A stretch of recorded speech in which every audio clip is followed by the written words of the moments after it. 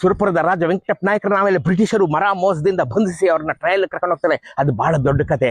ಆದರೆ ಬ್ರಿಟಿಷರ ವಿರುದ್ಧ ತಿರುಗಿ ಬೀಳುವಂತ ಸಾಹಸ, ಧೈರ್ಯ, ಮನೋಸ್ಥೈರ್ಯ, ಕೆಚ್ಚೆದೆಯನ್ನು ಪ್ರದರ್ಶಿಸಿದಂಥವ್ರು ಇದೇ ಸುರಪುರದ ರಾಜ ವೆಂಕಟಪ್ಪ ನಾಯಕರು.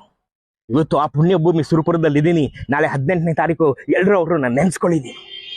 ಸ್ವತಂತ್ರ ತರೋದಕ್ಕೆ ಶ್ರೀಕಾರ ಹಾಕಿದಂಥ ರಣವೀಲ್ಯ ತಗೊಂಡಂತ ತಮ್ಮ ಪ್ರಾಣ ಬಲಿ ಕೊಟ್ಟಂತ ಮಹಾರಾಜ ಸುರಪುರದ ಮಹಾರಾಜ ನಾಲ್ವಡಿ ವೆಂಕಟಪ್ಪ ನಾಯಕರು. ಅವ್ರಿಗೊಂದು ಹೃದಯಪೂರ್ವಕ ನಮನ.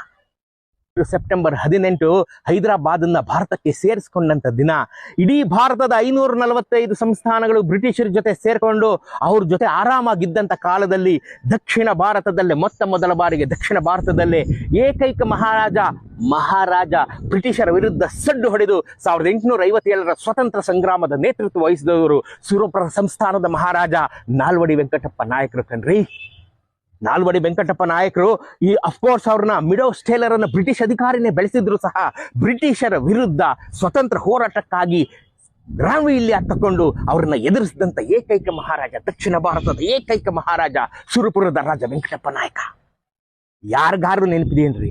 ಯಾರಿಗಾರು ಗೊತ್ತಿದೆಯೇನ್ರಿ? ಈ ನೋವು ಯಾರಿಗಾದ್ರೂ ಗೊತ್ತಿದೆಯೇನ್ರಿ? ಈ ರಣವೀಲ್ಯದ ಕಥೆ ಯಾರಿಗಾರು ಗೊತ್ತಿದೆಯೇನ್ರಿ? ಈ ಘೋರ ಯುದ್ಧದ ಕಥೆ ಯಾರಿಗಾರು ಗೊತ್ತಿದೆಯೇನ್ರಿ?